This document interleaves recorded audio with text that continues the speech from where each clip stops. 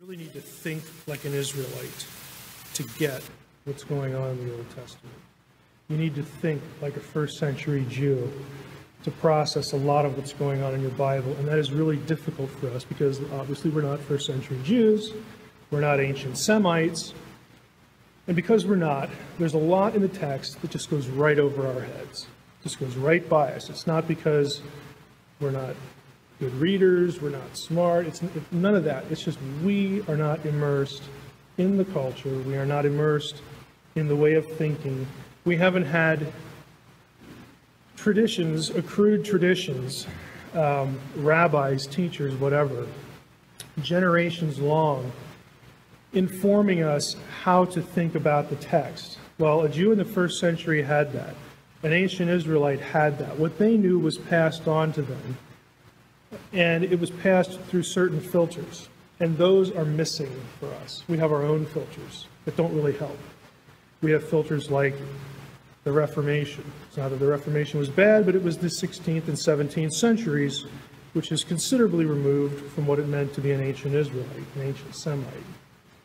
And I'm saying all that to say this. I'm going to say some things tonight, and I'm necessarily going to go quickly, but I'm going to say some things tonight that are going to sound really strange. I'm forewarning you in a good way, in a positive way, because there was a time in my own education, my own self-education, that what some of the things I will say tonight would have sounded really strange to me too. But I want to try to show you enough that you can sort of internalize the culture and internalize the mindset, the worldview, that will help us become informed as to how an ancient reader would have looked at this stuff. And by doing that, you will begin to see patterns. You will begin to see connections. What you might have been thinking is that we would talk about things like this. Yeah, I'll hit on some of these things. Maybe not tonight, maybe in successive weeks. But these things, as familiar as they are just a tiny, tiny portion of Jesus' relationship to the Old Testament. They're just a tiny portion of what an ancient person would have been expecting, would have been thinking when a New Testament writer wrote something, or when Peter or Paul or whoever it was would have said something and quoted the Old Testament. There's a very wide context that I want to use this session to sort of set and overview where we're going to go in the process. Now, I put this passage up. I can find my Job reference here. These two verses, 7 and 8, you think, why in the world would you start there?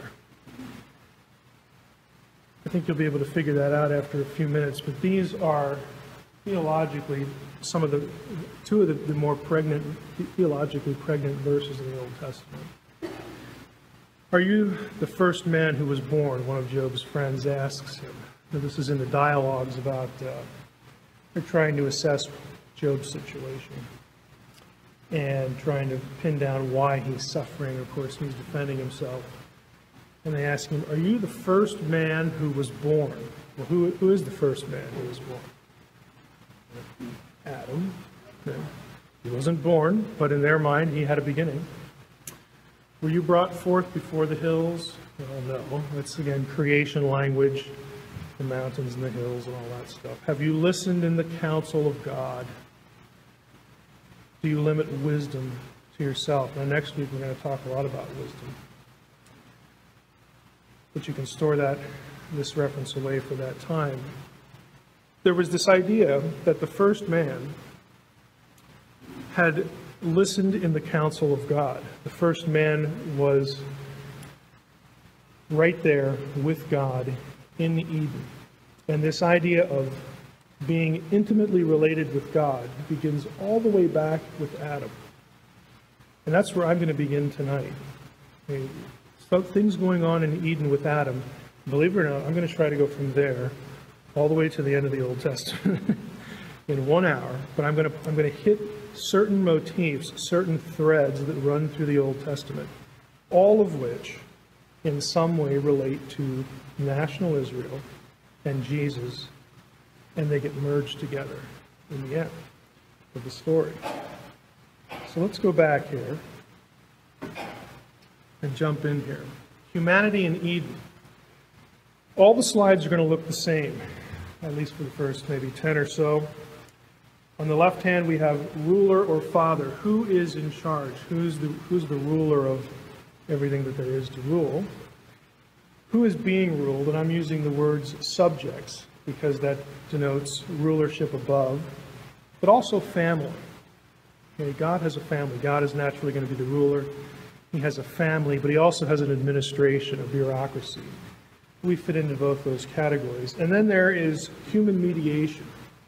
And I'm going to trace these three topics through the Old Testament and point out some things along the way. In the beginning, God, who was a spirit, okay, God is a spirit, Jesus tells us that, is present ruling. And I have the word embodied in purple here. When I talk about divine embodiment, that's going to be in purple. And I'm getting that from Genesis 3:8. Again, I'm going to go quickly. If you have questions, you can write them down. We'll take questions at the end. And I won't be able to really pause and lay all this stuff out for you, at least in this week.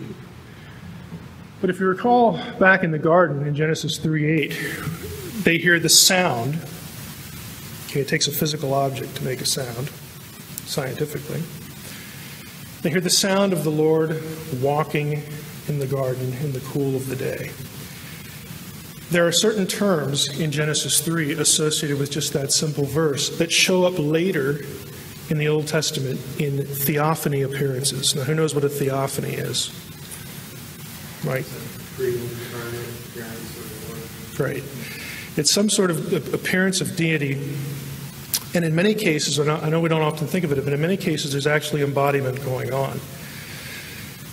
There are, again, some terms all the way back to Genesis 3 that show up later when God is, in the whirlwind with Job and God is on the mountain at Sinai. There are links, believe it or not, that begin all the way back in Genesis 3. Humanity at this time, well, yeah, we're servants because we're under God and everybody's a servant under God. But we're also co-rulers. And I get that from Genesis 1:26 and 27. Humanity is created, our translations say, in the image of God. I think a better translation is as the image of God. We are created as divine representatives. We are to represent Him. We're to do what God wants us to do as though He were physically there present with Him. Everybody's together, though. There is no sort of negative connotation between being a servant. You're a servant, but you're also a co-ruler. Theologians like to say that the original humans were servant kings, which I kind of like. Has a nice picture to it. That's the way everything starts out. The humans were children of God. And sometimes because of the Old Testament culture, the phrase is sons of God, because it's patriarchal to that extent. But it's inclusive. It means children, male and female. He created them. And their task was to administer the kingdom of God on earth. Now, think about Eden. Eden is where God lives. Okay, it's His address in the beginning. It's also where He issues decrees.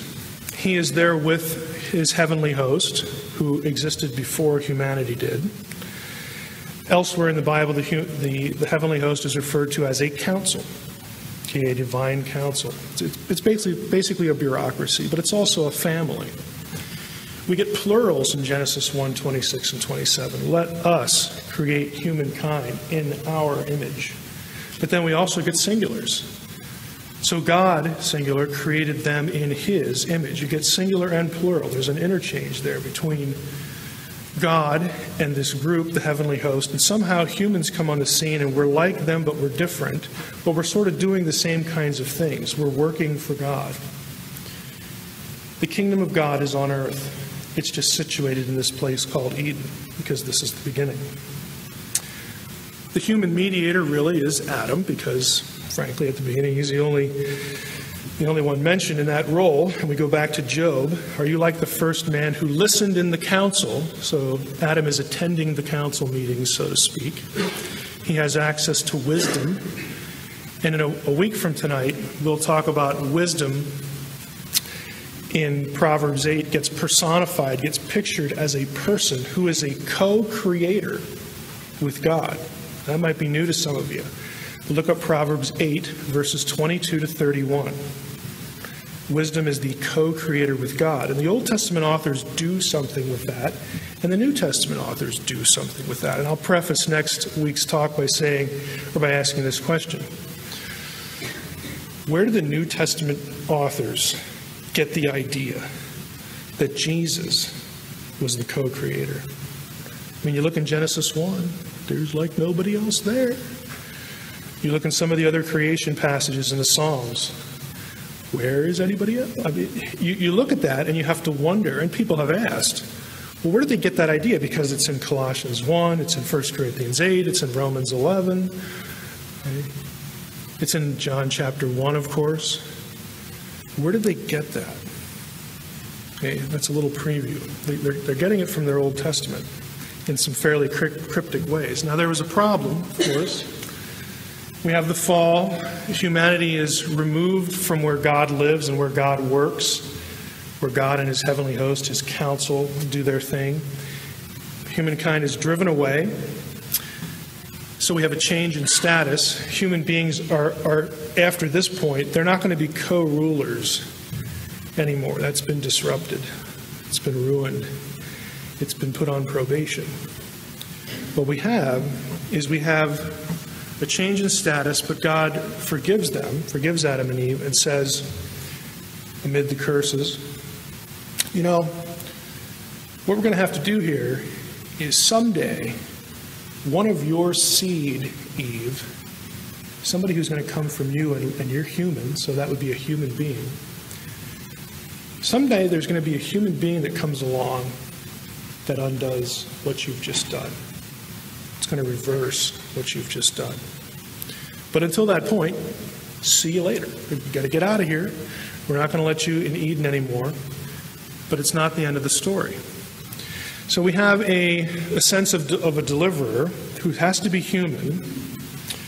The deliverer is going to, again, because they're human, they're going to be some kind of servant. Look, I want you to tune into the language I'm using. Deliverer, servant, human. Okay?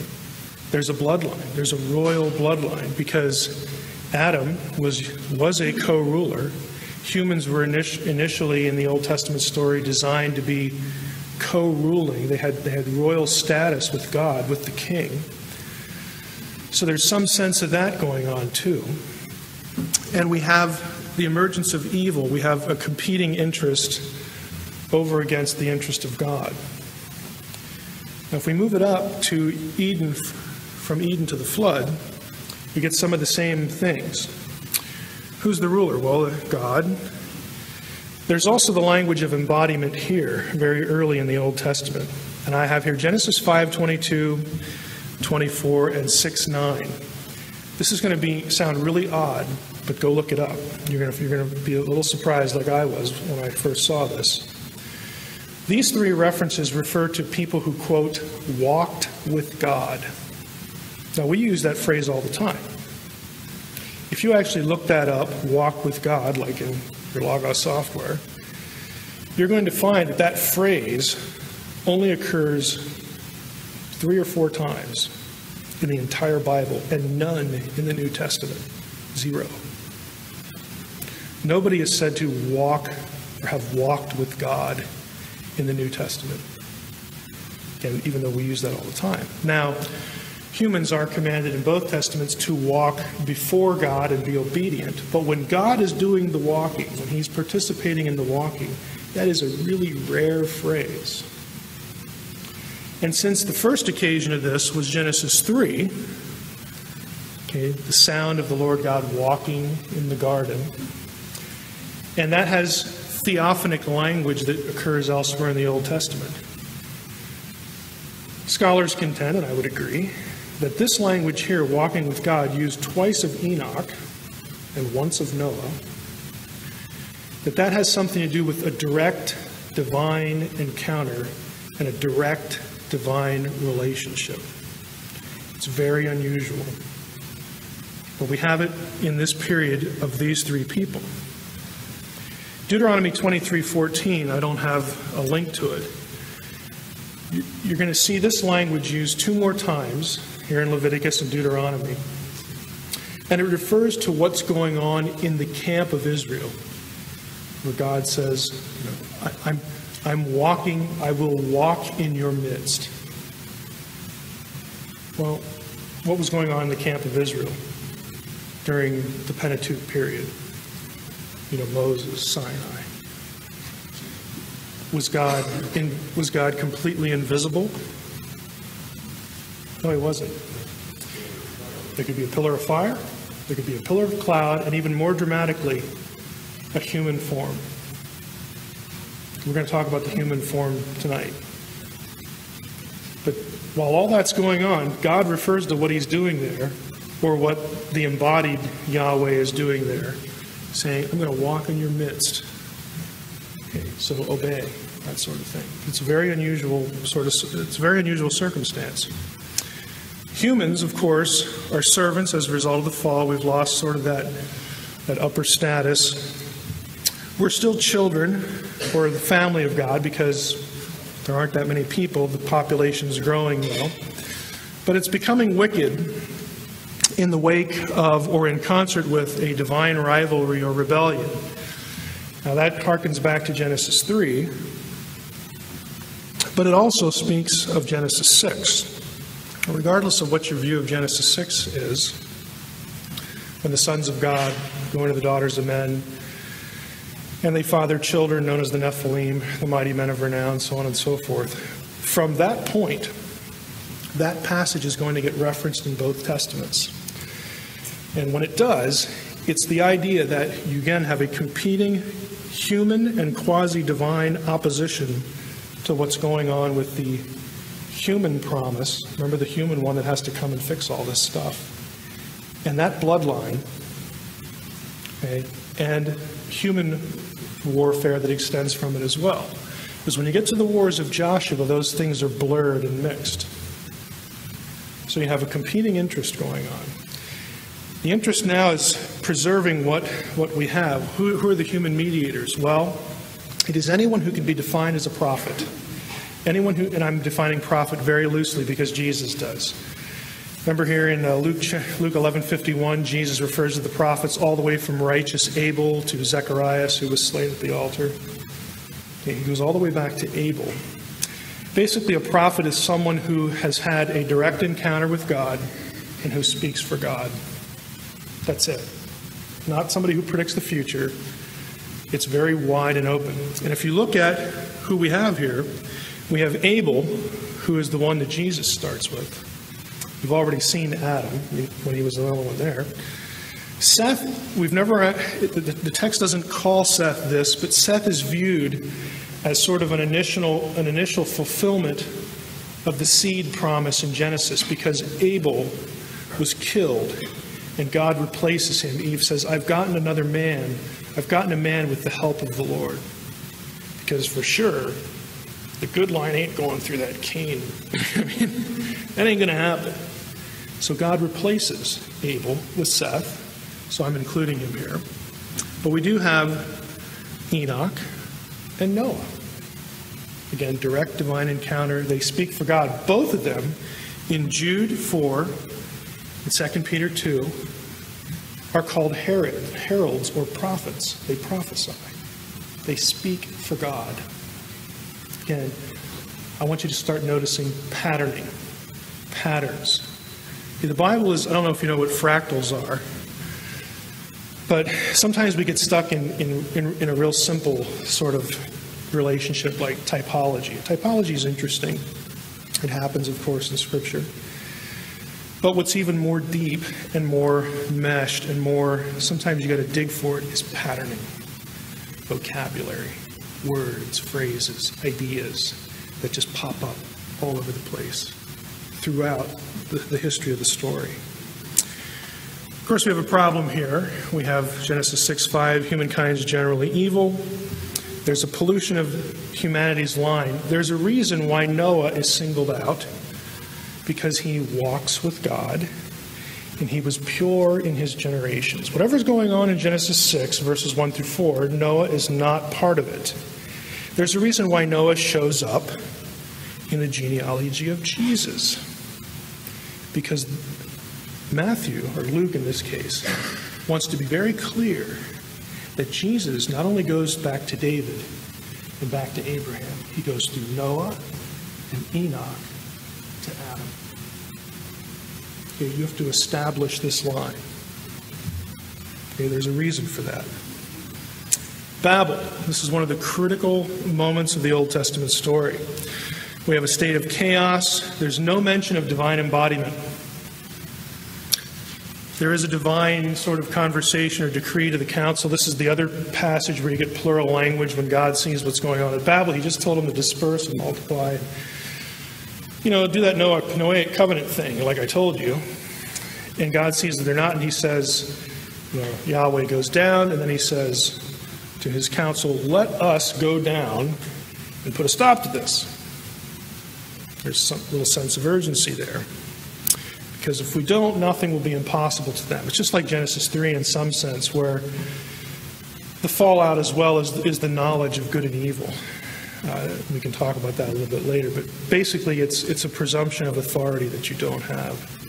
You're an imager of God, but you are not at the status of those who decree fate and calamity, good and evil, for humanity.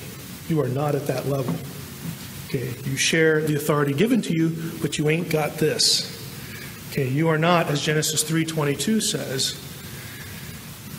when after the fall it says now that the man has become as one of us, knowing good and evil.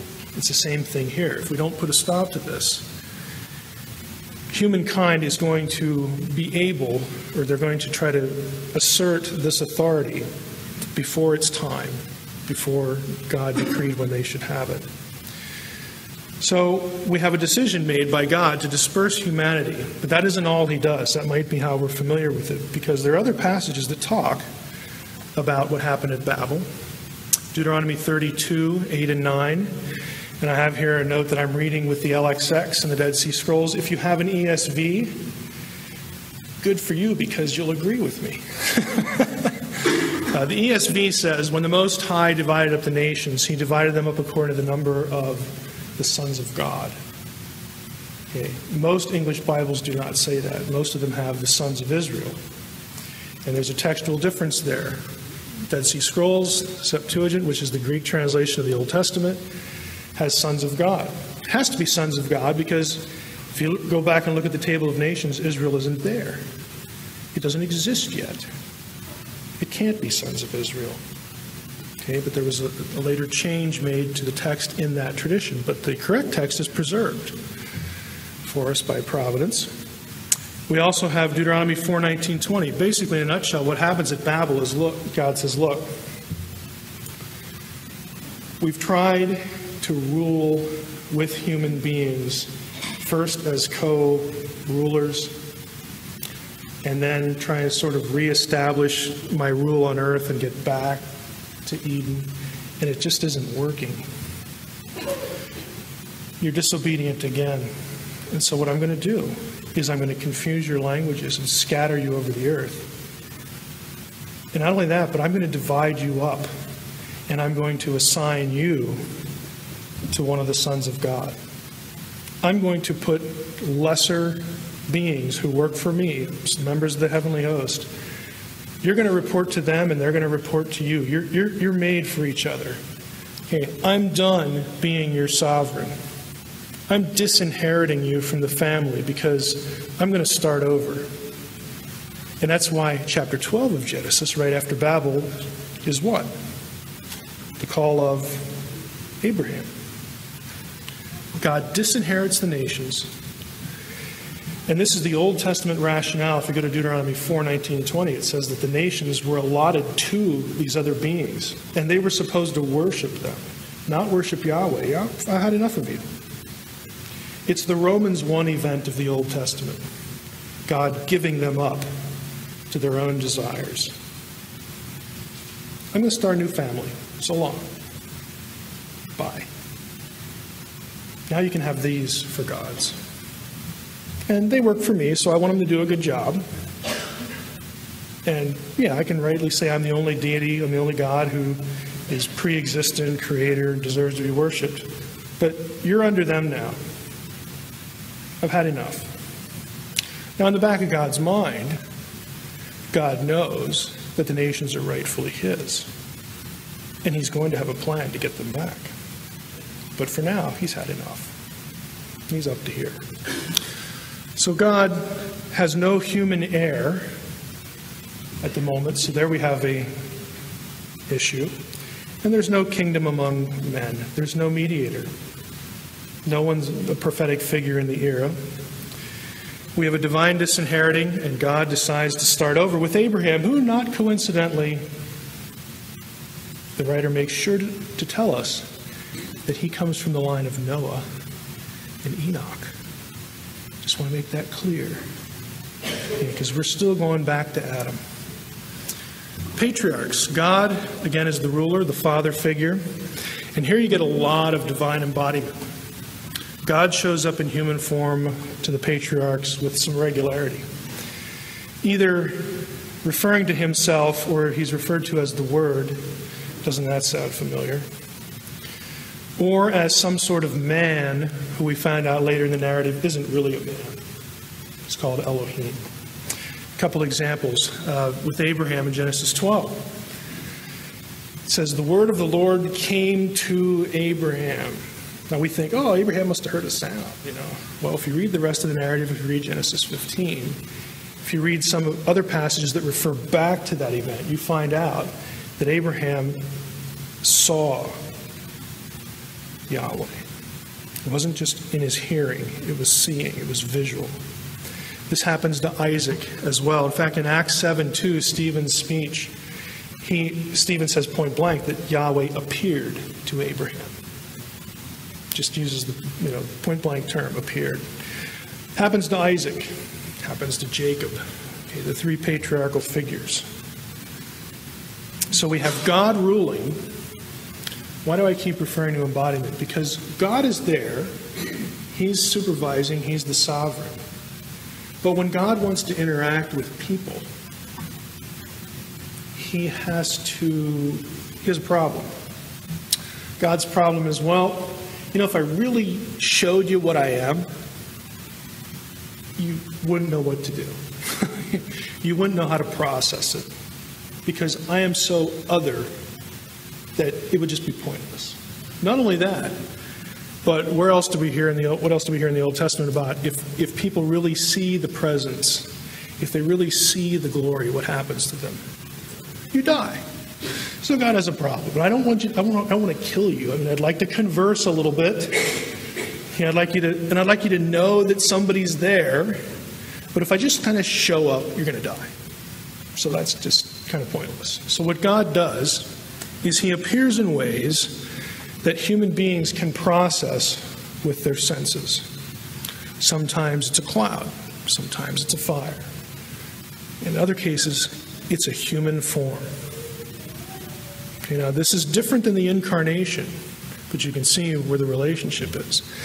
This is different from the incarnation in that the incarnation has God upping the ante a little bit. God is actually born a human with all the frailties associated thereof. This is why the incarnation was such a shock when the New Testament writers would speak of it. The Jews, they knew their own Bible. They're used to this idea of divine embodiment. Yeah, God shows up as a person and there's conversations. But the idea that God would, for lack of a better word, risk actually being born as a human being, that was kind of scary. But if they were tracking with the Old Testament, when we get to the end of this tonight, you'll see why that was the only way it could have happened. It's the only way all the things converge. It was a necessity. But God comes to the patriarchs. He says to Abraham, guess what? You're going to have a kid. Yeah, I know you can. Don't worry about it. I'll take care of it. So there's a miraculous birth with Isaac. Out of that comes Israel, the nation, Jacob's name change and all that.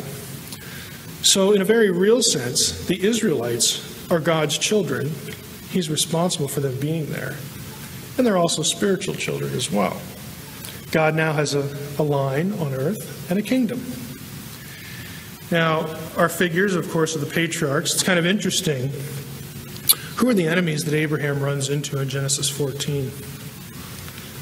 Come on, this is a Bible verse I expect all of you to have memorized. that list of nations, Genesis 14. It's kind of interesting. If it's weird or boring, it must be important.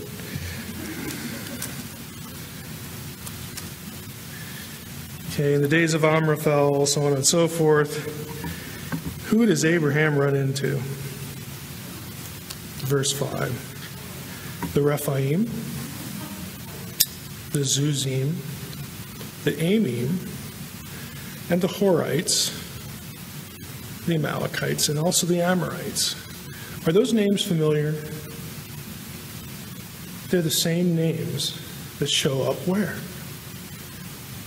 In the days of Moses and Joshua.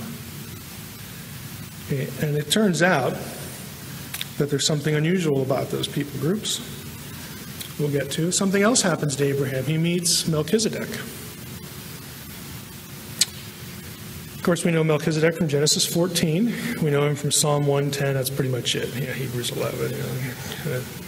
Hebrews 8 actually throws a few things in there about Melchizedek. Why is Melchizedek noteworthy? He is the priest of Salem. In Semitic it would be Shalom. What is Shalom? Anybody? It means peace, but it's also Jerusalem. Okay, and Hebrews 8 tells us, and Psalm 110 says that he was unique, he was noteworthy because he had an eternal priesthood. Now, to have an eternal priesthood, I would suggest that you probably need to be eternal. And this is the way Melchizedek was taken in first century Judaism and middle Judaism, the Second Temple period. Melchizedek was viewed as a divine figure, a divine being. Because we can't have all these other, and when we get to the end, it'll converge for you. But the fact that we have a priesthood that is not from Aaron is important because Messiah is never connected with Aaron. He's not from that tribe. He needs a priesthood that sort of operates out here, okay, to do all those things. What does Melchizedek offer Abraham, by the way? Bread and wine. What a coincidence.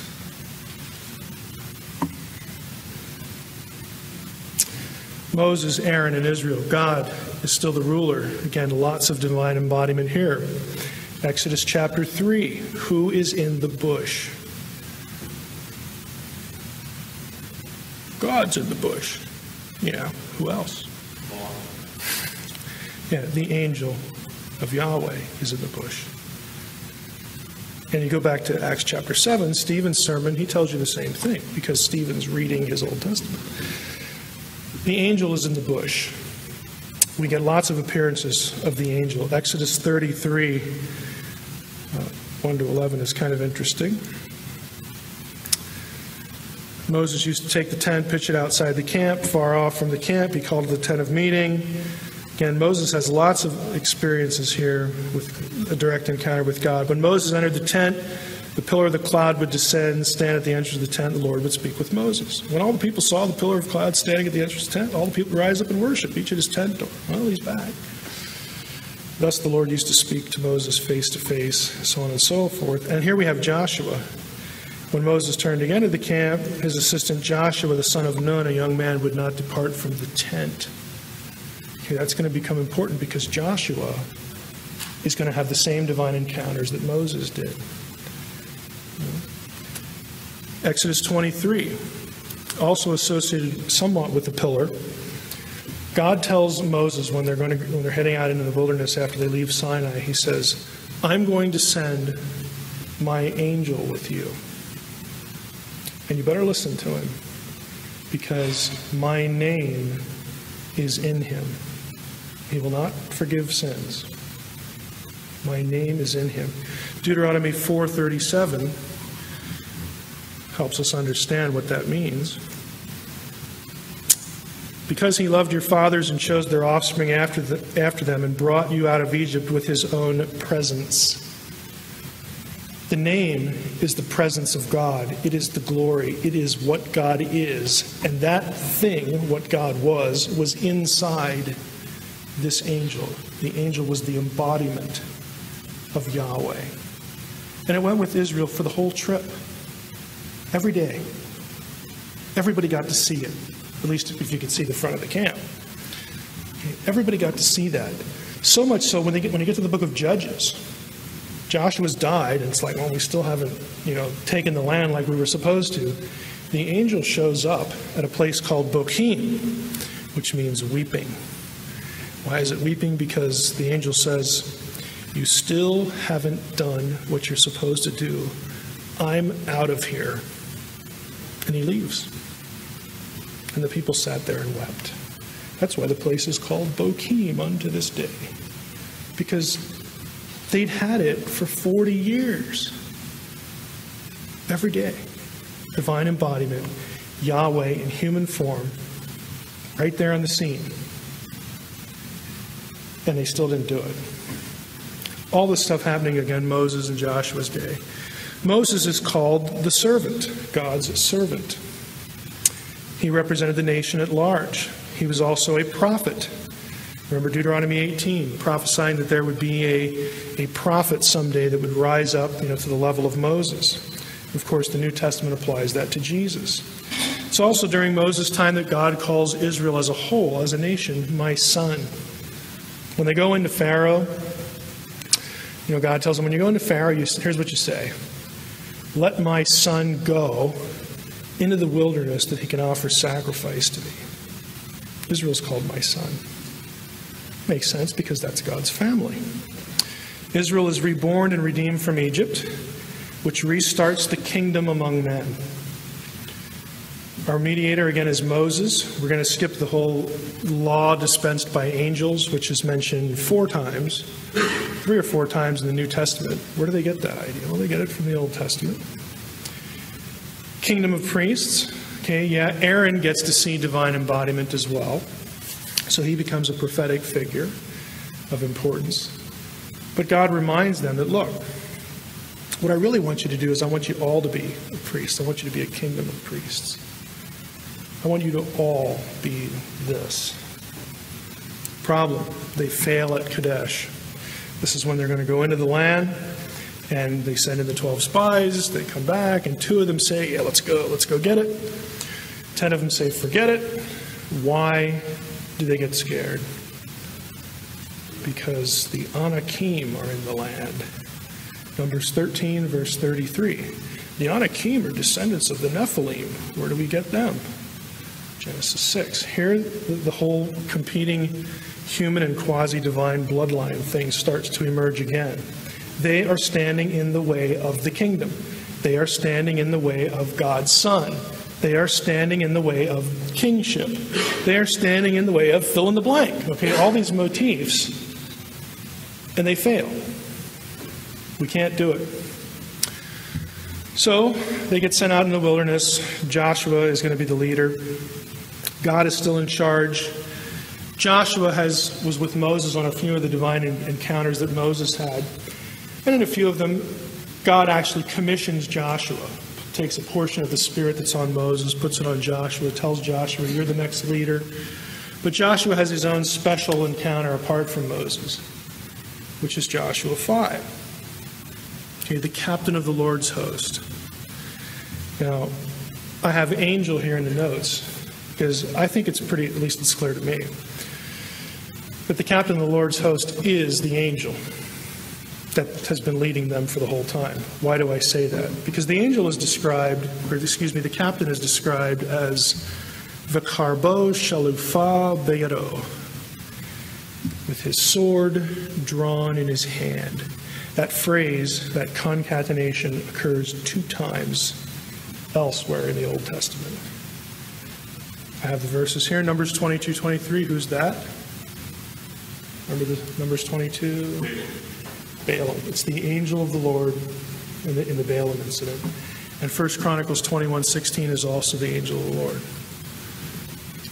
Joshua has the same, again, status, the same divine encounter. We have the same God's ruling, God's observing, but God is meeting with Israel as an embodied human figure.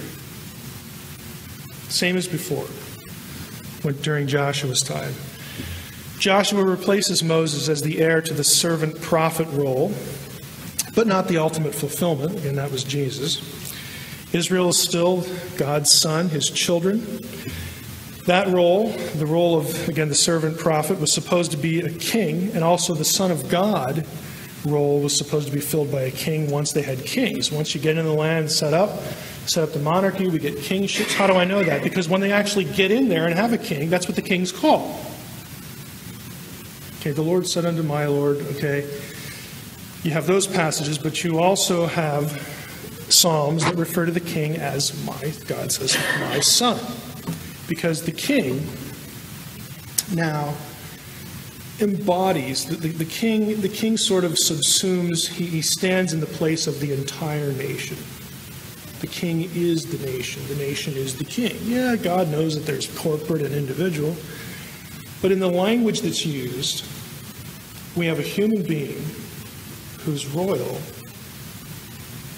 who is there to protect and establish divine kingship, the kingship of Yahweh among the nations at a specific geographical place. He's supposed to be a servant, and he's also supposed to rule according to the law. The king, again, becomes the new Moses. Okay, he replaces. You have Moses. You had Moses over, and then underneath Moses, you had prince for each tribe. You had 70 elders. 70 is kind of an interesting number because that's the same number of nations that were disinherited back at Babel. Okay. God's son, God's family, is replacing the family he disinherited.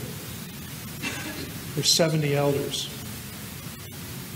When we get to Jesus, Jesus does something associated with that number too. But the king ultimately was supposed to have all these things sort of fuse. The prophetic figure, the person who spoke for God. All these things were supposed to be focused on the king.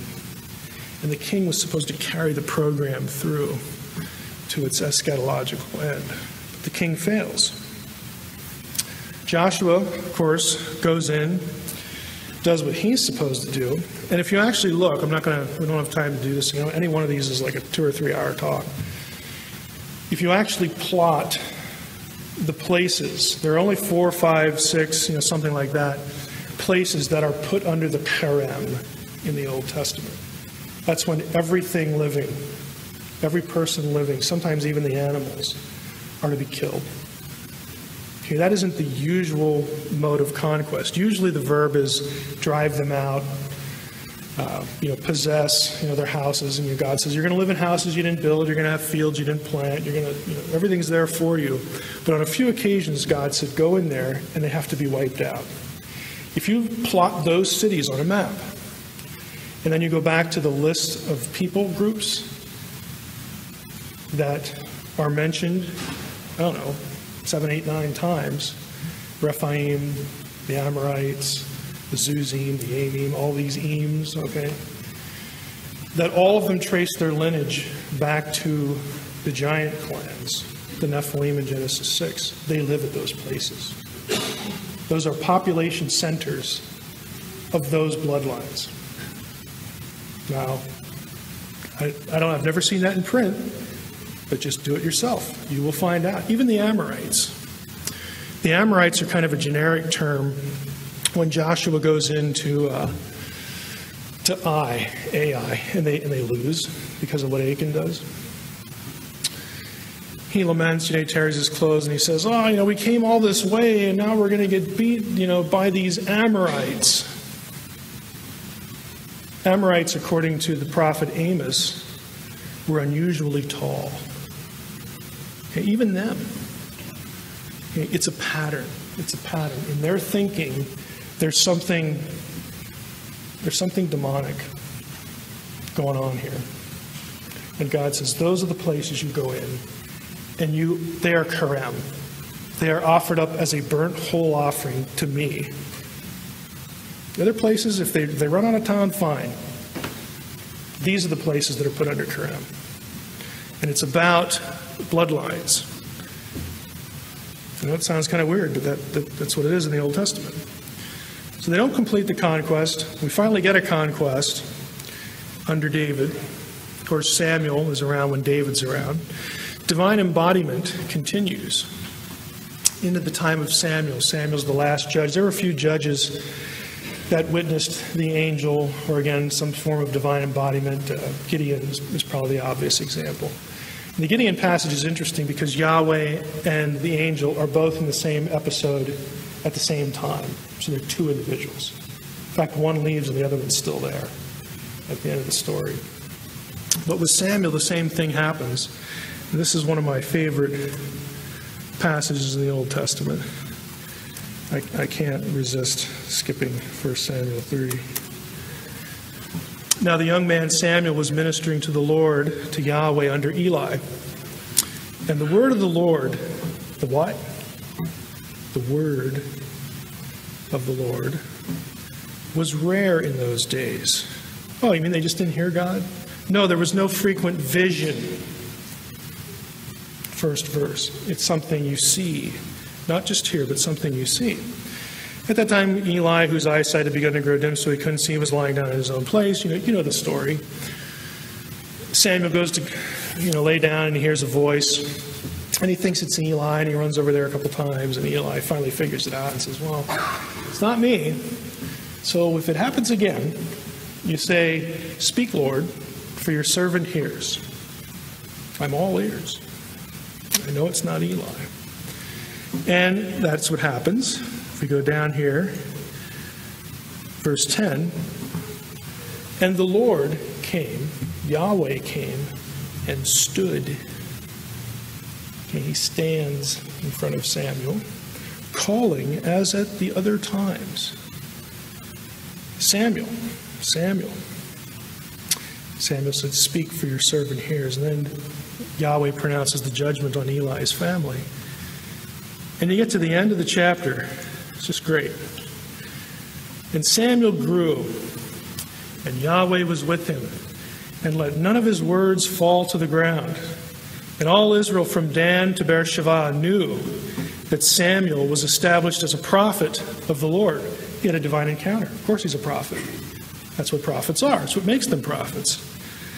They knew that he was established as a prophet of the Lord, and the Lord appeared again at Shiloh, which is where Samuel and Eli were living. For the Lord revealed himself to Samuel at Shiloh. How? By the word of the Lord. See, the word, sometimes in the Old Testament, is a human figure who is Yahweh. It's right there in the Old Testament. When John writes John chapter 1, he's not like, now which Greek philosopher should I quote here? Oh, I need some help from pagans. How do they talk about God? No. He knows his Old Testament, but that's what you'll hear in a lot of commentaries. John, heavily influenced by Greco-Roman philosophy, writes his gospel. Well, I'm not saying he was totally uninfluenced. I am suggesting, though, that he knew his Old Testament pretty well. David is called the servant. He's the king. The king is the servant. He's my son. He's the Son of God. Israel is now a kingdom of God on earth. David himself had a divine encounter. You look these passages up, 2 Chronicles 3. He meets the angel. The passage says that Yahweh appeared to David, father of Solomon, and it connects it with Ornan, the Jebusite, back at the threshing floor. You go look at that passage, it's the angel. Solomon sees the same thing. Again, they're kings, but they're also in this long line going all the way back to Adam. People who meet God and speak for God. Long line of the prophets. Okay, we have a failure under Solomon. Here, the word of the Lord is even rarer. Other than Solomon, we don't really get too much divine embodiment. We don't get it with kings at all after Solomon, because most of them are bad. Okay? But we do get it with prophets, what we think of as the classical prophets. And the prophets are called servants. My servant, the prophets. My servants, the prophets. You look at that string of verses in Isaiah. Everywhere you see servant in Isaiah, pretty much everywhere, it refers to the nation of Israel. It can refer to the prophet, which is why Jewish interpreters think that the suffering servant of Isaiah 53 is probably Isaiah. They don't want to see messianic overtones there. So they're not making that up. They're using the precedent of the rest of the book. But you also get a couple pagans referred to as my servants, Cyrus and later Nebuchadnezzar. Isn't it ironic that when it's time for Israel to get punished, and it looks like the kingdom is over again, kind of just like Babel, well, it's just not going to work. I disinherited the nations back then, now I got to disinherit my own kid. Isn't it ironic that when it comes to that time, God calls two pagans from the foreign nations who had been disinherited and said, get up on your horse, I have a job for you. Would have told the astute reader of the text is that, no, wait a minute. That means God's still in charge of everything, including the nations that they're telling us that their gods beat our God. And we're in exile, and they're not. They conquered us. And we're like, what are we doing here? And the whole thing is over. It just, went where in a handbasket. I mean, it's over. And God says, well, if you think that, then figure this out. Why is it that I'm commanding them? They're the only ones around to do my work that'll actually do it. So I got to use them to bring you out of the muck where you're at. So there's a lot of irony there. Even after the exile, Israel is still called in Hosea the sons of the living God. They're still God's children. He accepts them back. But the kingdom is in exile. And the prophets get various messages to the exiles. Isaiah is sent to Israelites. Again, he sees the throne of God. It's a direct divine encounter. Jeremiah chapter 1, read it closely. The word of the Lord came unto Jeremiah. Then, like 2 verses later, that word of the Lord is called Yahweh. And then in verse 7 it says, and the Lord, Yahweh, reached out his hand and touched me. He's embodied. And it's a literary, it's a theological signal that I'm still here. Just like I was in the old, I'm still here. Ezekiel sees a man, figure of a man enthroned. Okay. Well, all the weird stuff he sees, that's pretty clear, that part. Now, where does this wind up? Here's the situation we have at the end of the exile. You have the corporate servant dying. Israel's in exile. Israel's toast. Rightly punished for sin. The corporate servant, though, is raised anew by anointed human agency, Cyrus in this case. Corporate resurrection. The nation, Ezekiel 37 goes through a whole picture of how the nation who is clearly dead, you're like really, really dead, when the bones have to be reassembled in the veins and all that stuff, you're dead. But the dead will come to life again in a very vivid way. And we even have third day imagery in Hosea chapter 6, verse 2. Israelites are lamenting their situation. They say, well, even at the third day, he can still raise us up. The corporate servant can be raised up even on the third day. So you have the nation resurrected, but the glory and the kingship have not returned. And so you have more prophecy come, this time of a single servant whose ministry will mimic. Here's the part I want you to catch. The single servant's ministry, Jesus' ministry, mimics the corporate servant. Death because of the nation's sin, and then resurrection. Once raised and resurrected, following the pattern that we've seen up to this point, what else would a Jew have expected? Well, we need a king. If we have a kingdom resurrected, we need a king. And there's those nations too. They still need to be brought into the fold, because God disinherited them, but yet he's still clearly interested in them. And he's told us a couple times he's going to bring them back. And they're going to worship him. He will be their God. We need a prophet like unto Moses, because that's still hanging out there. We need a priest who isn't from the Aaronic line, but oh yeah, there's that guy Melchizedek. Okay. We need a return of the glory of the presence of Yahweh. And we still need the original prophecy that started the whole ball rolling. We still need a human being that will undo the effects of the fall. I want you to just look at this visually. We have here Jesus' bloodline back to Adam. Again, in parallel with some of the other bloodline issues that emerged in the primeval history. That's followed by a miraculous birth. Abraham, Sarah, and Isaac. Well, the Gospels have that too. And then Israel, my son Israel, is taken out of Egypt. So is this son out of Egypt. In fact, Matthew says, yeah, he came out of Egypt because, like Hosea says, out of Egypt have I called my son. Corporate individual, the same things going on. You have deliverance under Moses. At the baptism of Jesus, I mean, you have, again, you can talk about, the water imagery or whatever. What's really going on is at the Exodus is a victory over the gods of Egypt and a rebirth of the nation as God's son to start the kingdom again. It's interesting, at the baptism, God says, "This is my son," so everybody can hear it. Of course, he comes to fulfill the law. We have the law at Sinai. The law, of course, points to Jesus. Jesus administers righteousness to his people and nations. And look at the passage quoted at Jesus' baptism. Isaiah 42. My servant.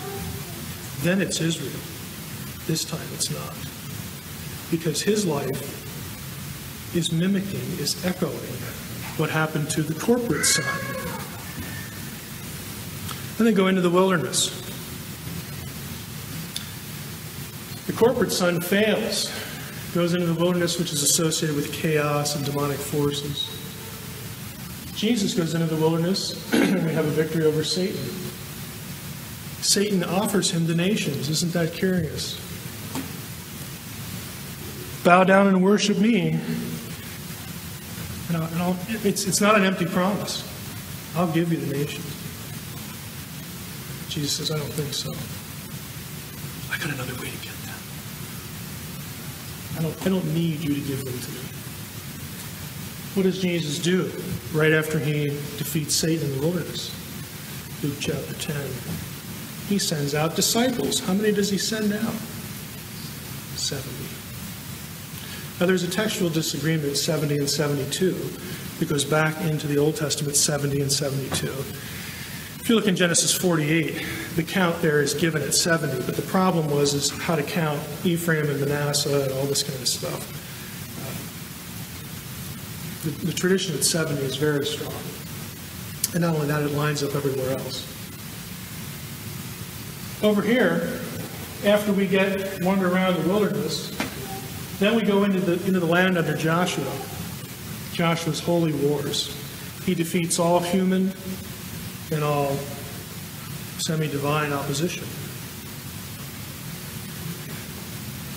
Well, Jesus does the same thing. The ministry of the 70 begins and coincides with the casting out of demons. The 70 cast out the demons. It's the only time in the Bible where demons are cast out is the New Testament. It begins with the Gospels. Why? Because it marks the inauguration, the beginning of the restoration of the kingdom of God. And in this case, it ain't going to get overturned like it did before. Why not? Because all the other iterations in the Old Testament, who was God depending on? The corporate servant. You know those Israelites that kind of mess up a lot? He's not dependent on the corporate servant anymore. He's depending on the servant, who is him. His but isn't him. And he can guarantee that he'll pull it off. Transfiguration is interesting. Do a little study on the transfiguration. Where did it happen? Church tradition has Mount Tabor. If you look in your better commentaries, they will show why that doesn't work. There's actually no textual support for it. If you follow the geography, the transfiguration would have happened somewhere near the foot of Mount Hermon. Anybody know where Mount Hermon is? Mount Hermon. So up in the Golan, yeah, that area. What territory was Hermon in? Dan. Dan overlapped with the region known as Bashan, Deuteronomy 3. Bashan was home to giant clans. Hermon was also, in Jewish tradition, in the book of Enoch, was the place where the angels from Genesis 6 descended before they did what they did, Mount Hermon. And it's that place that Jesus picks to go and be transfigured. It's like, I'm back. I mean, if you're a Jew and you know your Old Testament and you know all this other stuff that's written about the Old Testament in the intertestamental period, you don't miss that. That is what's the phrase that we'd like to use now? Not holy war, but what's the phrase that's kind of spiritual warfare? That is spiritual warfare. Jesus showing up at these places. By the way, in the Semitic world, Bashan in Hebrew is a geographical term, but it's also a noun, a common noun for serpent. Who would have thought that? At Ugarit, they had a dialectical difference. Their word for serpent was Bathan instead of Bashan. It's a little TH-SH interchange going on there. They actually described the region, and they considered it the gateway to the netherworld, the gates of hell, if you will. So that's where Jesus shows up. Just want to let you know who I am. We have the demise of the kingdom over here due to apostasy and unbelief. The Son, Israel, is surrendered to the nations and their gods by God. Over here, the kingdom being offered is rejected along with its king. But that was God's plan too, because he needs resurrection. The single servant needs to be resurrected to fulfill the imagery of the corporate servant who died and was resurrected. That's not the only reason God did that, but it's there in the text. So here we have, again, the whole thing with Cyrus, the anointed, the servant dies but yet lives. It's not the nation there. Prophecies of resurrection.